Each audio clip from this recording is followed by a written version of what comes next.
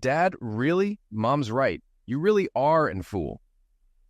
Those were the last words I heard from my daughter before I hung up. Over the next few days, she sent texts and left voice messages, but I deleted them all after hearing the first few words.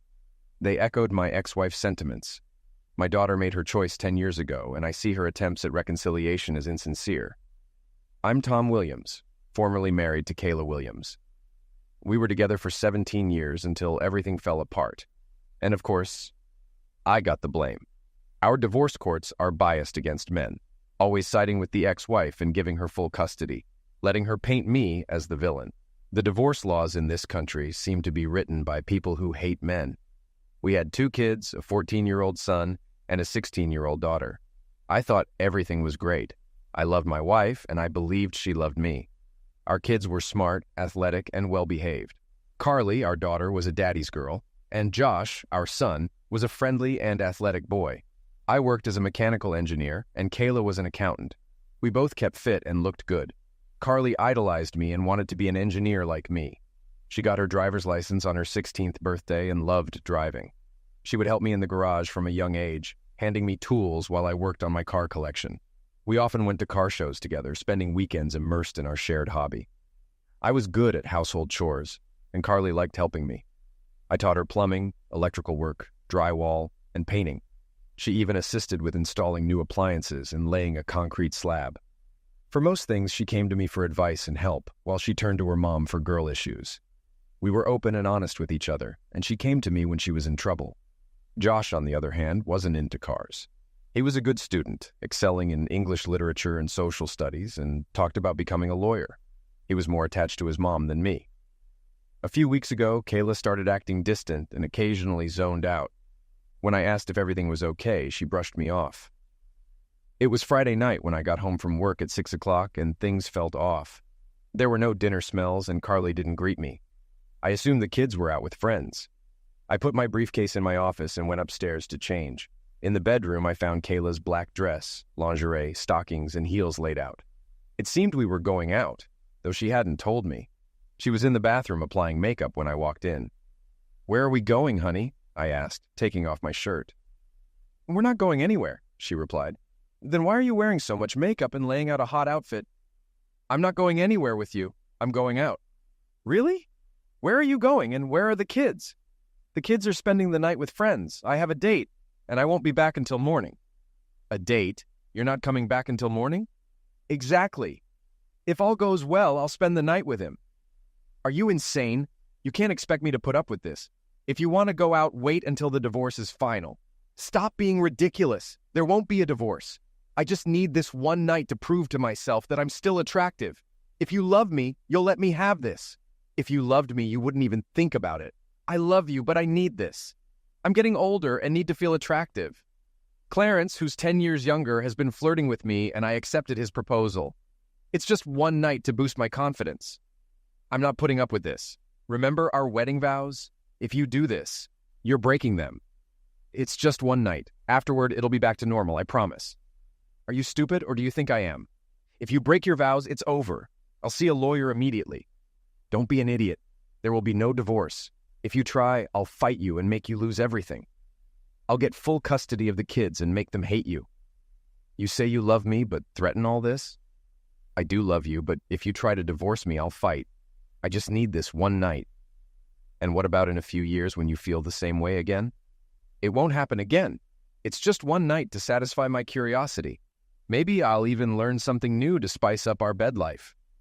If you go through with this, our marriage is over. Cancel the date, and we can try marriage counseling. We'll talk about counseling when I get back tomorrow. She continued getting ready. I changed into jeans and a t-shirt and left the room. Later, she came downstairs in her outfit, clutching a small purse, and checked herself in the mirror by the door. I sat in the living room as a car horn honked outside. "He's here. I have to go now. I'll see you in the morning." She leaned in to kiss me, but I turned away, and she kissed the air instead. She frowned at me. "Fine. Once you calm down, everything will be back to normal." With that, she turned to leave. I made one last plea. "If you walk out that door, it's over. Think twice about throwing away 17 years of marriage." She looked back at me. "I'm not throwing anything away. I'll be back and everything will be fine." With that, she opened the door and left. I started crying, mourning the loss of my marriage and the woman I had loved exclusively for 20 years. 17 years of marriage, a year of engagement, and 2 years of dating. I couldn't understand how she could do this to me. She never expressed any dissatisfaction. Our bed life was normal, and she never asked for more. I would have given her anything she wanted. We never fought, just had normal disagreements that we always resolved. I had already decided what to do if she left. Half an hour later, still waiting for her to come back, I finally got up and went to work. She didn't return, so I went upstairs to implement my plan. It wasn't great, but it was all I had. Our house had 4 bedrooms: the master bedroom, Carly's room, Josh's room, and a large guest bedroom with a private bathroom. I moved into the guest room. It took me 2 hours to move everything. I knew the divorce laws in our no-fault state favored the wife, meaning she'd likely get the house, the kids, alimony, and I'd be left with the bills. Settled in my new room, I went to our home office and logged into our online banking. Years ago, I opened an account in my name to buy gifts for her without ruining the surprise. Now, I decided to use it differently. I transferred half of our checking and savings to my personal account. Then, I paid off and canceled all our credit cards and issued new ones in my name. I'd transfer my direct deposits at work on Monday and call our broker to split our investments. Having done what I could, I poured a glass of Jim Beam and went to bed. It was a rough night. The bed felt empty without her, and my mind wouldn't stop racing. I kept thinking about what I could have done differently. Should I have tried to stop her? Confronted the guy with a baseball bat or a weapon? Was it worth going to jail? I barely slept, dozing off now and then. When morning light came through the window, I got up, took a shower, shaved, and dressed. I went downstairs, had breakfast, and read the paper with a couple of cups of coffee. At 9, Kayla returned. I was in my office, looking at apartments for rent. I had already researched attorneys and scheduled an appointment for Monday afternoon. "Good morning, sweetheart. I'm home as promised," she said cheerfully as she entered. I ignored her. My anger had been building all night and morning. I realized I didn't deserve her disrespect, and there was nothing I could have done to stop her. It was her choice entirely. People say you can't stop loving someone suddenly, but you can turn that love into hate. Hate still has emotion. Indifference is the true opposite of love. By this morning, my love for her had turned to hate. I focused on her lack of respect, her threats, and her disregard for my feelings. "Honey, where are you? I'm home, just like I said," she called, searching for me. "There you are," she said, finding me in my office. "I'm back, and things can go back to normal." She reached out to hug and kiss me. I shoved her back. "Keep your filthy lips off me. God only knows what you've touched." Her eyes widened in shock. I'd never spoken to her like that before. "You need to go to the clinic and get a full set of STD tests. I want to see a notarized clean report." Her expression changed from shock to anger. "I'm going to our room to nap. I've had a long night. I hope you've calmed down and will apologize for your rudeness." I couldn't help but smile, anticipating her reaction. "What the hell did you do?" she yelled from upstairs. "Where are your clothes and toiletries?" She barged back into my office. "My things are exactly where they should be." "Your closet and drawers are empty. Your side of the dresser is empty." "Everything is in its place. My clothes are neatly in my new bedroom closet and dresser." "In my bedroom?" "Yes, I moved out of your bedroom. I'll live in my new room until I find an apartment and move out." I decided not to mention the finances yet. Let her figure it out. Her eyes narrowed. "We'll discuss this later. I'll give you a week to recover, then I'll put everything back to normal." "Not until I get a notarized report that you're free of all diseases," I said, turning back to the computer. I stayed in my office most of the day. The kids came home early, and I wondered how long it would take them to notice something was wrong. I found some promising apartments, filled out forms, and scheduled viewings for Tuesday. I printed out our financial statements for my lawyer on Monday. Although I had no illusions about selling the house, knowing its value might help. I spent the rest of the day researching divorce laws in our state. I knew I'd get screwed over, but needed to understand how badly. "Daddy, dinner's ready," Carly said, peeking through the door. "Okay, sweetie. Thank you." Kayla greeted me in the kitchen with a radiant smile, trying to liquidate me with kindness and show me what I'd lose. She dressed up, did her hair, and spent a lot of time cooking my favorite meal. She offered me a glass of wine and leaned in for a kiss. I pulled away, seeing the pain in her eyes. I poured the wine down the sink, grabbed a tumbler, filled it with ice, and poured some Jim Beam. The kids noticed this as I joined them at the table, ignoring Kayla. Dinner was tense. I kept the kids talking, but it was clear we were in trouble. I didn't eat, just passed the dishes around and sipped my drink. "Dad, aren't you going to eat?" Josh finally asked. "No, not hungry," I replied. After the most awkward dinner ever, I refilled my glass and went back to my office. I didn't help clear the table. Half an hour later, I shut down my computer, grabbed my truck keys, and left for a quiet restaurant dinner. Afterward, I had a few drinks at a bar. When I got home late, I made enough noise closing my room door so Kayla could hear. I locked it and wedged a chair under the handle. She tried to get me to open it for about 5 minutes before giving up. The next morning, I got up early, deciding it was a soccer day. There were 3 games, and I planned to watch them all. There were chores to do, but I ignored them. I wouldn't be living here much longer, so Kayla could handle it. After almost finishing my coffee, I started making an omelet. I was just finishing when Carly walked into the kitchen. "Hi, sweetie. Want an omelet?" I asked. "Sure, Dad. Thanks." She took her juice and sat at the table. Josh came in a few minutes later, and I told him I'd make his omelet next. Carly ate while I cooked Josh's. When I heard Kayla in the hallway, I poured the last cup of coffee and turned off the kettle. She walked in, took a cup from the cupboard, and saw the empty pot. "You couldn't leave me a cup?" she asked. "The pot's right there. You know how to make it." "Never mind." "So, you're making scrambled eggs?" "Made them. Feel free to make your own," I replied, handing Josh's plate. Then, I walked out of the kitchen. Near noon, I was in the living room watching the game. Kayla brought a plate of food and a beer, setting them on the coffee table. "I brought you lunch and a beer so you won't miss any of the game," she said cheerfully. Without looking at her, I kicked the plate and bottle onto the floor. She stood in shock. During a commercial, I went to the kitchen for a beer. Yes, it was a waste, but I wasn't drinking anything she brought me. I didn't clean up. She brought it. She could clean it. "We need to discuss this," Kayla began. "Shut up. The game is on," I replied. "You need to fix your attitude. The kids have noticed." "They'll notice when I move out." "You're not moving out. And there won't be a divorce," she insisted, walking away. Around noon, Carly and Josh came in together and sat facing me. "Dad, what's going on with you and Mom?" Carly asked. "Your mom and I are getting a divorce. It has nothing to do with you. We both love you. It's just between us." "But why?" Josh asked. "Because she did something I can't accept. Even after I told her how I felt, she did it anyway. She's not remorseful." "You mean her date on Friday night?" Carly asked. "You know about that?" I was surprised. "Yeah, Mom told us you weren't happy about it." "So you know she cheated on me?" "No, she didn't," Josh said. "She told you about it, so it wasn't cheating. She didn't sneak around, and it was only once." "Yes, Dad," Carly added. "She said if you really loved her, you'd let her have that night and move on." "Really? If she loved me, she wouldn't consider sleeping with anyone else." "Come on, Dad. It was just once, and she promised not to do it again. She made a vow to me 17 years ago in front of God and our families to forsake all others until pass away. If she can break that vow, how can I trust her private promises?" "But you vowed to be there for her, in good times and bad," Josh said. "That's right, but she broke her vow, releasing me from mine." "We don't understand why you'd break up the family over one night," Carly said.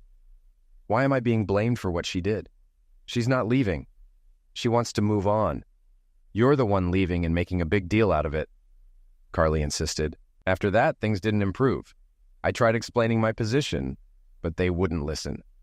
Kayla had convinced the kids that Mom did what she needed to be happy, and Dad didn't love them enough to accommodate her. They believed my ego was tearing the family apart. They saw it as one night out of 20 years, insignificant compared to 7,305 nights together. When they realized I wouldn't accept their stance, they left, and I watched the rest of the game in peace. As dinner was being prepared, another favorite meal of mine, I ignored it and watched the post-game show. Josh came in and said dinner was ready. I grabbed my keys and headed out. "Where are you going?" "Dinner's ready," Josh asked. "I'm going to the sports bar to watch the game. I'll eat there," I replied. "But Mom fixed." "I'll be back after the game." The sports bar had a good burger and seasoned fries. I had 1 beer per quarter, enough to drive the 5 minutes home. When I returned, everyone was in bed. The plate and bottle were gone from the coffee table, which made me smile. Monday morning, I left early and called my broker from the office to split our investments. I opened a new account and transferred half of our investments into it. Then, I updated my HR records, removing Kayla from my retirement account and listing Carly and Josh as heirs. I also updated my direct deposit to my new account. I informed my boss about the divorce and needing time off. He was supportive. My lawyer confirmed custody would depend on the kid's preference, which didn't look promising based on our conversation. I spent Monday evening at the sports bar watching football, eating tacos. I ignored texts and calls from Kayla, but told Carly where I was. She wasn't happy. When I got home, they all gave me dirty looks. I went to my office, and by the time I went to bed, everyone was asleep. Tuesday morning, I left early before anyone else was up. Work was fine, and I took the day off to look at apartments. I found a nice 2-bedroom place, put down a deposit, and planned to move in on Saturday. I bought a couch, table, and chairs from a thrift store to be delivered Saturday afternoon. I decided to take my current bed and home office items with me. When I got home, they were already eating dinner. They hadn't set a plate for me, which was fine since I wasn't planning to eat with them. I made a huge sandwich, grabbed chips and a beer, and headed to my office. "Dad, why are you being such an idiot?" Carly exclaimed, entering my office. "Your mother cheated on me, showed no respect, and threw it in my face. I made it clear what would happen if she did, and she did it anyway. You can't ruin our family over this. It was just lovemaking." "Carly, imagine your future husband telling you he's going on a date with a younger woman and will spend the night with her. Would you be okay with that?" "I wouldn't like it, but if it was only once and he promised to come back, I'd hope I loved him enough to get over it. If he told me first, it wouldn't seem like cheating." When you say your vows, imagine looking into your fiancé's eyes and telling him you're off to have fun with another man. I turned back to my work. Wednesday evening was an ambush. When I got home, both sets of parents were there. I understood why her parents would be on her side, but I was puzzled that my parents were there too. "Tom," Charles began, "Kayla's mother and I are disappointed in what she did, but you're overreacting. It was just one mistake in 20 years. You have 2 wonderful kids. Don't destroy your family over one incident." "It wasn't a small mistake. It was a planned event. She told me just an hour before, giving me no chance to resist." "Son," Mom intervened, "she didn't cheat. She told you first." "She didn't ask. She just told me. Even when I objected, she didn't care. I told her what would happen if she went through with it, and she did it anyway." "Tom," my father said, "I understand your pain and anger, but think of your family. We love you and are here to help you heal. Kayla still loves you and insists she won't do it again. With counseling and effort, you can overcome this. Tearing the family apart isn't the answer. Think of your mother and me. These are our grandchildren, and we'll do whatever it takes to maintain a relationship with them." I was stunned. My parents were on her side, telling me to accept her cheating. I couldn't take it anymore. I turned and walked to my bedroom, shutting the door in Kayla's face. 10 minutes later, I changed into jeans, a casual shirt, and boots. I walked through the living room and out the door without saying a word, ignoring their attempts to talk to me. I drove to the sports bar for dinner and a few beers. When I returned about 4 hours later, the house was quiet and dark. Thursday and Friday were the same. I ignored Kayla, and the kids were still mad at me. Kayla hadn't noticed the credit cards weren't working yet, but she would when she went shopping on Saturday. Friday night, I was in my office sorting through my things, deciding what to take the next day. Kayla entered wearing a see-through nightgown, stockings, garter belt, and heels. She looked amazing. "The kids are sleeping elsewhere tonight. It's time to forget this nonsense and come to bed with me. I need you to take me back." "No, thank you. Besides, I haven't seen the clinic report confirming you're clean." "Stop being ridiculous. I need you back in my bed. Your tantrums aren't helping. Now come on. I'm passionate and need lovemaking." "Not interested. If you don't, I'll call Clarence again." "So what if it's a one-time thing?" "It was a one-time thing, but if you keep rejecting me, you're pushing me to someone else." "Have fun. Let me know if you bring him here so I can leave." She stormed out, slamming the door behind her. I heard the front door slam and her tires screech as she drove off. I took advantage of the empty house to gather my things. I disassembled the bed and loaded it into the truck along with most of my clothes. I slept on the couch in my office that night. Early the next morning, I went to the leasing office to get my apartment key. It took a while, but I moved everything from the truck into the apartment with help from friendly neighbors. When I got back, the house was still empty. A neighbor's teenage son helped me load my desk and office furniture into the truck. I moved the computer, printer, and accessories, and decided to take the chair too. Either no one came home or they didn't notice my office and spare bedroom were empty. In the evening, my phone rang. It was my daughter. "Daddy, where are you?" "I'm home, honey." "No, you're not. Your office is empty. The The bed and dresser are gone from the spare bedroom, and your chair isn't in the living room. Plus, your truck is gone. You're right. I'm not there. I've moved into an apartment. Maybe after the divorce, I'll buy a house, but this will do for now. Geez, Dad, I can't believe you're being so stupid. I thought you loved us. I do love you, sweetheart. Always have and always will. Just not enough to stay with us. I'm not leaving you. You'll still see me as much as you want. I'll still take care of you and your brother. You abandoned us and are destroying the family. Your mother is the one who destroyed the family. I told her what would happen if she went on that date, but she did it anyway. But she thought you loved her enough to get over it. And I thought she loved me enough not to do it. Okay, whatever. She hung up. The divorce was a nightmare. She fought it to the end. Counseling? She wanted me to pay. I refused. I argued she should pay if she needed it. That was one of the few arguments I won. The counselor didn't like me because I told him I was ordered to attend, but didn't have to participate. I endured all 12 sessions before he gave up. She fought over everything, even things she hated, just to make the divorce harder. She limited my time with the kids as much as possible. Eventually, the judge granted the divorce. I had to pay half the mortgage, child support of $2,000 a month, and $1,000 a month in spousal maintenance for 5 years unless she remarried. She moved Clarence in before the divorce was finalized. Half my paycheck went to her. I cashed out investments to buy a small house needing renovation. I got it cheap and moved in with my tools. The house had basic utilities, and I worked on it in the evenings and weekends. Visitation was a disaster. Kayla did everything to prevent it. The kids were always busy or away on my weekends. They had activities or tests on Wednesdays. When I did see them, they treated me with hostility and blamed me for everything. Kayla had turned them against me. I sent gifts, cards, and letters for birthdays and Christmas, but they were returned unopened. I kept sending monthly checks, which were cashed, but I never heard a word. I guess they graduated, but I heard nothing. I informed them of college funds, but got no response. Kayla set my kids against me as she promised. I focused on work in the house, avoiding other activities. I saved a lot of money this way, but it was a hard and lonely time. "Hi, Mom," I said when she answered. "Tom, how are you?" she replied cheerfully. "I'm okay. I haven't heard anything about Thanksgiving. Are you hosting again this year?" There was silence. "Mom, are you there?" I asked. "Well, this is awkward." "Yes, we're hosting, but Kayla, her parents, and the kids are coming. She's bringing her new boyfriend. We thought it would be too awkward if you were here, too. The kids are still mad at you, and having you and Kayla's new man together would stress everyone out. So, you're ditching your own son for Thanksgiving and inviting my ex-wife and her boyfriend instead? We want to stay close to our grandchildren. Besides, this is your fault for not keeping the family together. How about visiting us on Christmas Eve? Your father and I will spend Christmas Day at Kayla's." "Whatever," I muttered, ending the call. I spent Christmas Eve at home watching Die Hard and ignored my mom's calls and texts. I wasn't in the holiday mood, especially after the packages I sent to my kids were returned unopened. 5 years later, I got a wedding announcement. Kayla had married Clarence the weekend after I made my last maintenance payment. Josh turned 18 a year early, so I was done with child support. I was finally free of obligations to my ex-family and celebrated by getting drunk. I wasn't proud of it, but I gave them all my love, and they rejected me. Now, I was focused on moving on with my life. I still had to pay half the mortgage, but my name was on the deed.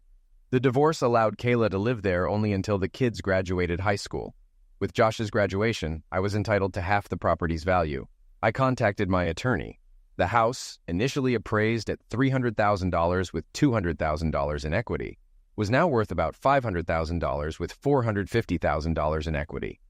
I was due my half, which would be around $250,000. I wanted the money and also to annoy Kayla. A week later, Kayla called. "Tom, what the hell is going on?" "Not much. Just working and fixing up my house. Why are you calling?" "You idiot. Why did a realtor come to my house to get my signature for a sale? Since both our names are on the title, your signature is needed for the sale." "What sale? I'm not selling this house." "Then write me a check for my half of the equity." "I got the house in the divorce." "No, you got to live there until Josh graduated. Now we can either sell it and split the proceeds, or you can buy out my half." "I'm not giving you $100,000 for a house I own." "Good thing I'm not asking for $100,000. The equity is about $450,000 now, so my half is $225,000. Including all the furniture, let's round it up to $250,000. You're crazy! I'm not giving you a dime, she shouted, hanging up.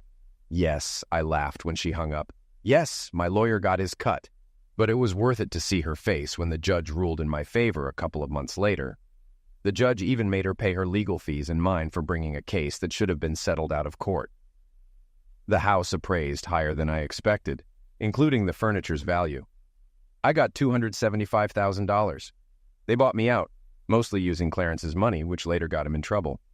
I fixed up my house and built a decent-sized shop behind it. I bought a 1972 Chevy pickup in bad shape, mainly for the chassis. Over the last year, I took it apart, cleaned it, and repainted it. When the bodywork was done, I worked on the running gear, rebuilding the rear differential, and installing a Borg-Warner T10 4-speed manual transmission. I had fun with the engine, a 427 big block, which I found online and had shipped. I took it apart, sent it to a machine shop for modifications, and added a supercharger. I polished the aluminum and chromed the valve covers, making it shine. The first time I drove it, I almost wrecked it. I floored it on the highway, blowing out the rear tires. I learned to take it slow on the gas pedal after that. A few weeks later, I saw an ad for a car show and decided to enter. I loaded up the 72 Chevy and drove to the park, registered, and got my spot. I noticed a nice 1968 GTO parked next to me. As I set up my shade structure, chairs, and refrigerator, I saw two attractive red-headed women setting up chairs behind the GTO.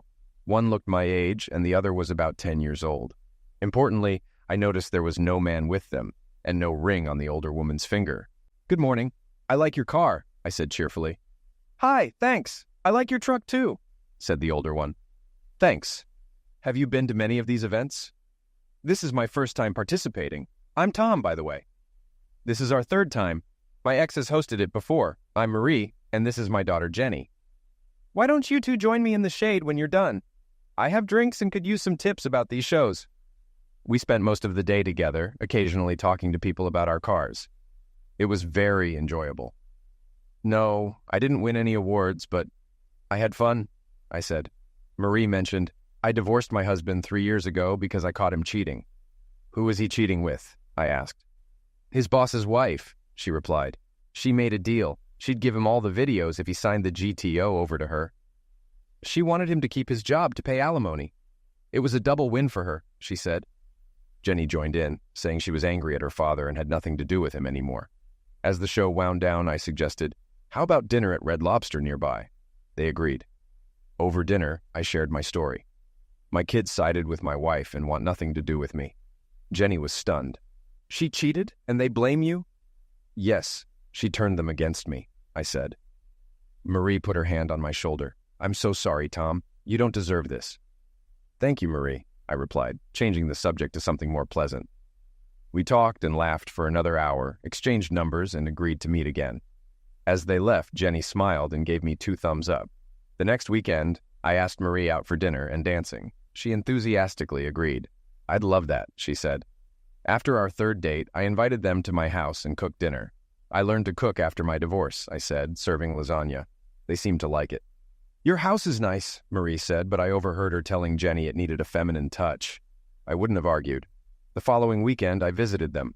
Marie's cooking put mine to shame. "Even Kayla wasn't as good," I admitted, apologizing for eating so much. They laughed. "That's the best compliment you can give a cook," Marie said. Jenny was also a good cook. 2 weekends later, I took Marie to dinner and a dance club. During a slow song, we pressed together, swaying to the music, and ended up kissing. It was pretty hot. A few weeks ago, she leaned over and whispered, "Take me home." Surprised, I said, "I thought we were having a great time. Now you want to go home?" She giggled. "No, silly, take me to your house." Relieved, I agreed. Luckily, I had my regular truck, and not the 72, which might not have handled the drive. I went for it. The next morning, I made her breakfast before driving her home. I got another double thumbs up from the red-headed teenager in the window. I proposed, and she said yes. We had a simple ceremony in front of a judge, and they moved into my house. Jenny even started calling me Daddy. Life was wonderful despite occasional disagreements. Jenny and I had our differences too. She was a teenager, and I was the authority figure. Still, she respected me, and her mom loved me as much as I loved her. About a year later, I got an unexpected call from an unknown number. Hello? Hi, Daddy, an excited voice said. Carly? I asked. Yes, Daddy, it's me. I have great news, she said. Really? It's great to hear from you. I'm getting married, she announced. That's wonderful, honey. I'm so happy for you. I want you at my wedding, she said. Of course. It's a great honor to walk my daughter down the aisle. I also have a wedding fund for you. Oh, no. Clarence is paying for the wedding, and he'll be walking me down the aisle. Since it would be awkward for you and Mom, you won't be in the front pew. But I still want you there. Clarence? The man your mother cheated on me with? Did she marry him? Dad, I'm trying to rebuild our relationship. After you left, she and Clarence fell in love and got married. It's your fault. If you hadn't left, they wouldn't have continued dating. Clearly, you still think your mother did nothing wrong. I can't support a marriage I believe will fail. You might cheat on your husband like your mother did. And you took my last honor and gave it to the man who broke up our family. You're showing how selfish you've become. Fine, don't expect to see your grandchildren if you act like this. I don't want anything to do with them. Really, Dad? Mom's right. You really are a fool. Click.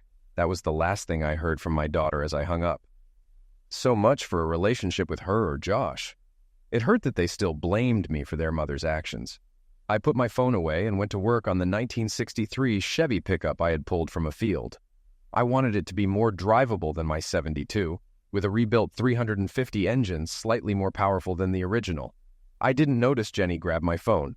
I didn't even know she was home. I saw my phone ringing from an unknown number, one of many calls during wedding planning. Hello? Hi, is this Carly Williams? Yes, what can I do for you? You can stop calling my dad and being a cow to him. He's the best man I know, and he doesn't deserve a spoiled strumpet like you reminding him of the past. You and your family are a waste of air. Who are you? I'm Jenny Williams, your sister. My mom married your ex-dad, and he adopted me. I love him and respect him, unlike you. Your mom disrespected her husband and slept with another guy, and you don't seem to care. My biological father cheated on my mom, and she kicked him out. If my mom had cheated on my dad, I'd help him throw her out. Your dad is decent and compassionate. I'm thinking of sending your mom a thank you card for letting him go. Oh, and you can tell your grandparents they have another granddaughter, but I don't want anything to do with people who rejected their own son for a cheating strumpet and her traitorous offspring. When you say your vows, think about your husband cheating on you and call me so I can laugh. Have a crappy life, sis. She hung up. I stared at my phone in shock. First, I learned my father got married without telling us. Then I found out I had a younger sister. I couldn't shake the thought that she looked a lot like me before Mom told Josh and me that Dad was leaving over something small. At first, I thought Dad must have had a good reason and considered living with him. But then Mom explained she just needed a small thing to restore her strength.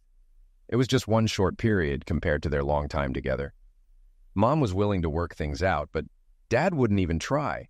He was the one leaving and breaking us apart. I couldn't believe how rude Jenny was to me. She didn't give me a chance to explain that Dad abandoned us and Mom was trying to move on. It was a one-time event, insignificant in their long relationship. And yet she called me vile names without knowing me. Why was Dad so upset? Of course, Clarence was walking me down the aisle. He'd been there for me for years. I hadn't talked to Dad since Josh and I told him how angry we were about him leaving. Besides, Clarence was paying almost $20,000 for my wedding. I couldn't imagine how little Dad had set aside. Half an hour later, when my mom and grandmothers came back from shopping, I was still upset about those calls. Honey, what's wrong? Mom asked. I told Dad about the wedding and invited him. I thought he'd want to be there and maybe we could rebuild our relationship. Oh, that's wonderful, exclaimed Grandma Williams. Is he coming? We haven't heard from him since he called about Thanksgiving years ago. I sighed. No, he got mad when I said Clarence would walk me down the aisle and that it would be awkward for him to sit with Mom and Clarence. That's too bad. I thought he'd gotten over his pig-headedness by now, Grandma said. Well, it gets worse. I found out I have a half-sister, I added. What? They all said in unison. Yes, a girl named Jenny Williams called after Dad hung up. Apparently he married her mom and adopted her. She wasn't nice on the phone. The nicest thing she said was thanking my mom for being stupid, or she wouldn't have such a great dad. I recounted both phone calls to them. They were shocked by the anger from Dad and Jenny. Tom got married and we weren't invited. He didn't even tell us. Grandma whispered. I have another granddaughter. My wedding day finally arrived. I thought briefly about my father and felt sad he wouldn't be there. But it was my happy day. I was marrying the man I loved. Clarence took my hand and we walked down the aisle to the wedding march. I was beyond happy, surrounded by friends and family. Josh was one of Bobby's groomsmen. Tears of joy filled my eyes. Bobby smiled at me from the altar, and Mom looked at me with pride. Clarence lifted my veil, kissed my cheek, and said, "Congratulations, baby girl." He handed me to Bobby. When the priest asked, "Who gives this bride away?" Clarence replied, "Her mother and I." It felt off, but I couldn't figure out why. As the ceremony began, I repeated my vows, to have and to hold in sickness and in health, in good times and bad. I couldn't continue. I remembered Jenny's words and imagined Bobby with another woman, then him as a broken man if I cheated. "I understand now," I said. Bobby looked concerned. I felt a weight lift off me and smiled. "I finally get it," I told Bobby. "That's great, Carly. But what did you realize?" "Everything," I replied, then got serious. "Bobby, do you really love me?" "Of course I love you. How can you ask that?" "I have to ask because I can't marry you today." The audience gasped. "We'll still get married, just not today. This is wrong, and I have to make it right. I only want to get married once. For life." "Baby, what's wrong?" "Bobby, I love you. I will marry you, but I need to explain and make things right first. We'll reschedule and plan our wedding again." "You're not leaving me at the altar, are you?" "No, you should come with me. Everyone, I'm sorry, but we can't do this today. We're not canceling, just postponing. We'll let you know the new date. If you don't want to come, we understand. But think of the story you'll tell. The reception hall is ready. Everything's paid for. So enjoy the food, drinks, and dancing. Clarence will cover the bill." I took Bobby's hand and headed back down the aisle. Mom and Clarence blocked my exit. Clarence yelled about the money he'd spent and demanded I repay him. Mom asked, "Carly, what are you doing?" "I'm correcting a mistake I made years ago." "What mistake?" "Listening to you instead of supporting Dad. The mistake of blaming him for the breakup when it was your fault for cheating." "Carly, I'm your mother. Speak to me with respect." "Respect? Once a cheater, always a cheater. Carly, how dare you?" "How dare I? I realized today what a horrible person you are. I saw how much it would hurt if Bobby cheated on me, just like you hurt Dad. I guess Dad was a good role model after all, but you weren't." "What do you mean?" she asked, fear in her eyes. "Do you think I don't know about your workouts with Jim Davis at his apartment or your sessions with Carlos, the pool guy? How about the landscaping crew? I've got video footage of your affairs. And tipping Mario, your barber, with a fellation. At least Clarence doesn't have to worry about you cheating with your boss since he is your boss. And don't forget Alan Morris, your neighbor." Mom's eyes flicked to Clarence, who looked utterly shocked. I continued, "Clarence, I swear I'll repay the money you spent on this wedding with the same commitment my mother has to her vows." Then I pulled Bobby down the aisle and stopped to talk to the videographer. He had captured everything and handed me a copy of the video. I signed an authorization form to post it on YouTube, hoping it would go viral. Bobby and I ran to the parking lot. He had driven his car with our bags in the trunk. We planned to move them to the limo, but now we just got in his car. I knew Dad would like Bobby, especially when the 440-cylinder engine of his 1969 Challenger roared to life. It wasn't a GM, but it was still a beast. "Where are we going?" he asked as we sped out of the parking lot. "Head west on 156. I'll put the address in Waze," I replied, working my phone. It wasn't hard to find. I knew the town he lived in, and a quick search of real estate records gave me the address. He was about 2 hours away. I hoped he'd be home when we arrived. We didn't stop to change clothes. I was on a mission and didn't want to waste time. It's unusual to open your door to a woman in a wedding dress and a man in a tuxedo. If you were a priest at a church, it might happen occasionally.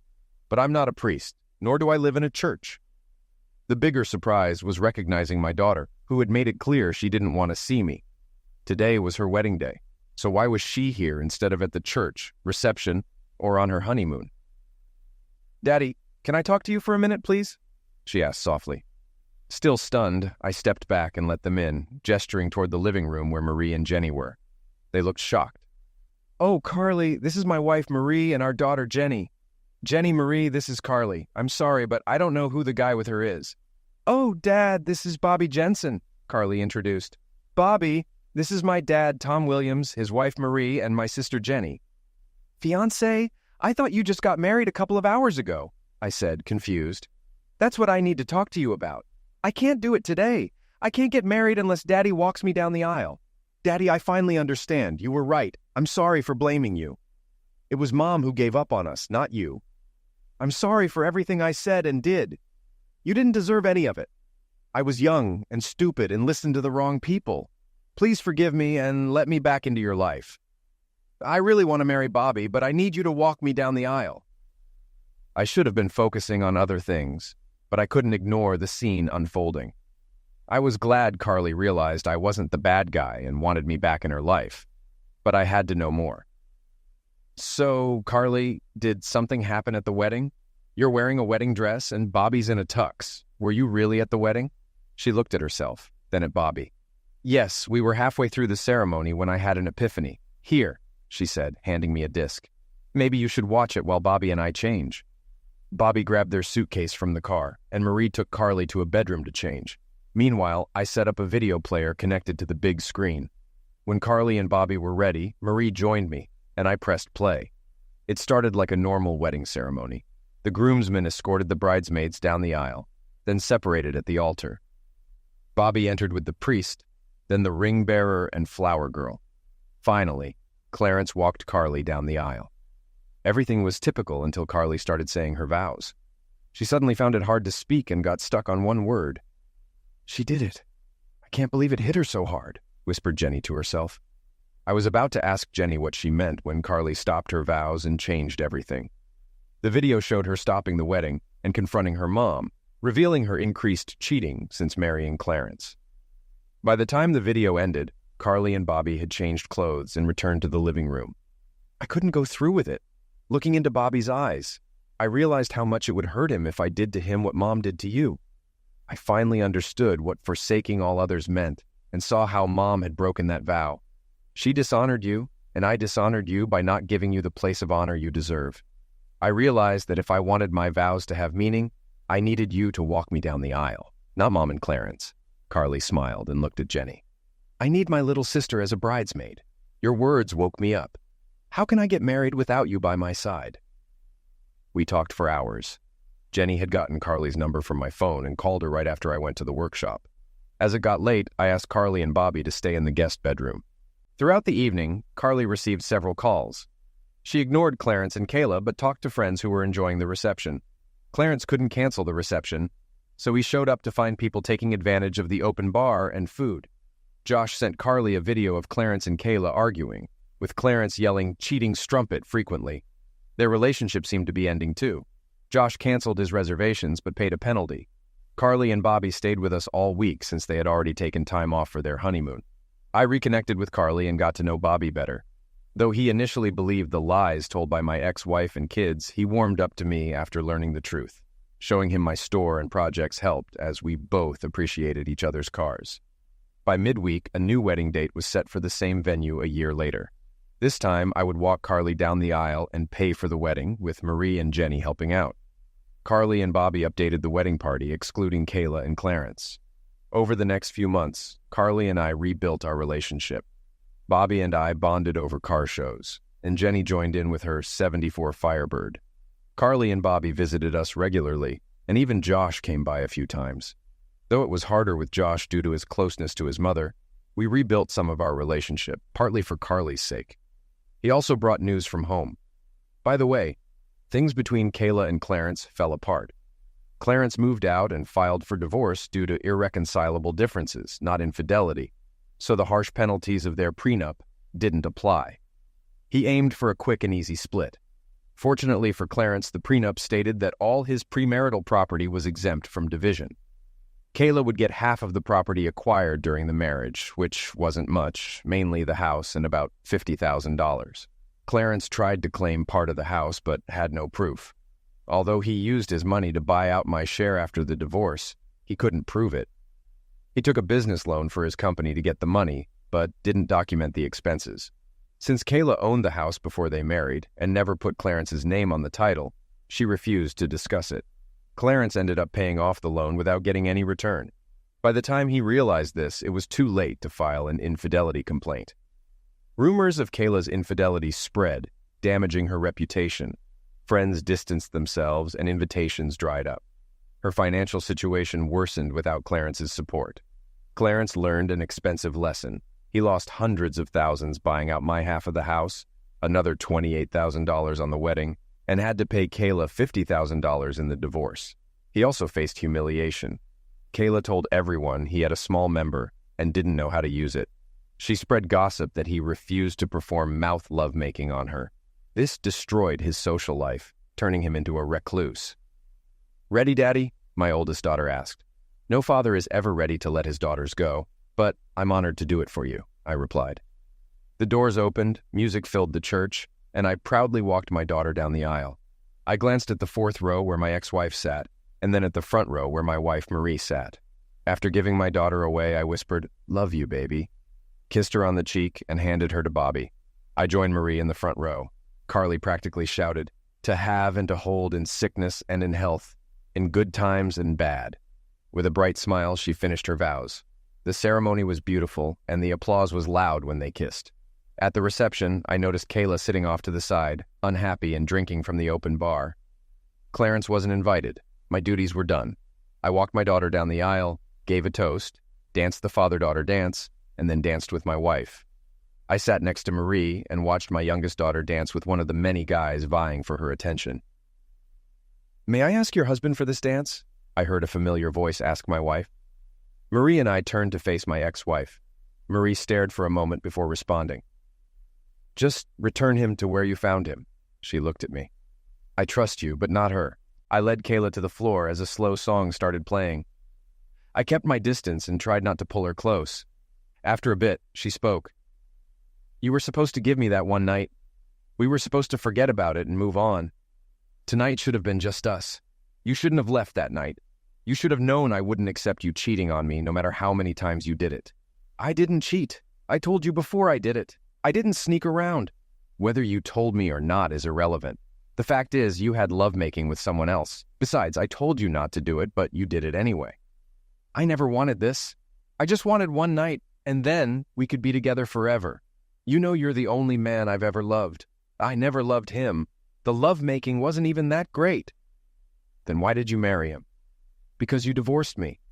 "I didn't love him, but I didn't want to be alone. I thought I could love him, but I couldn't get over you. I did those nasty things because I was angry you left.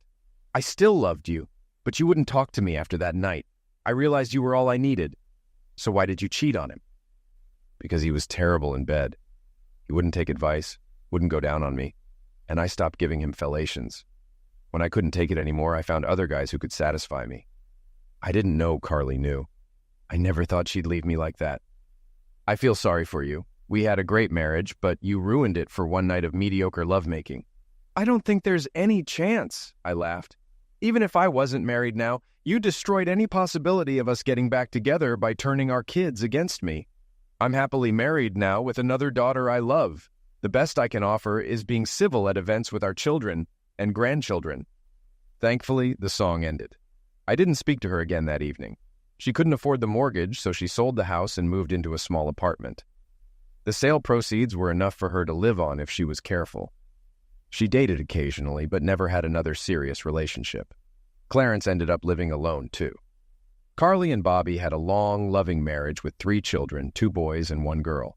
Josh married a nice girl, and they had 2 daughters. As far as I know, neither cheated on their spouse.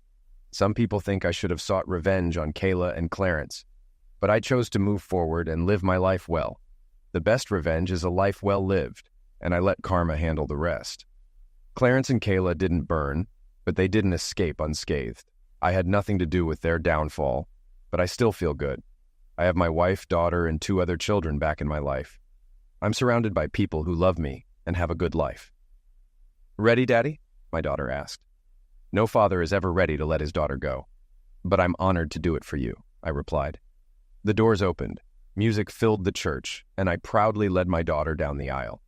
My wife smiled from her place of honor in the front row. I joined her after fulfilling this last important duty for my daughter. "Don't worry, Dad, I'm going to do it right," Jenny assured me.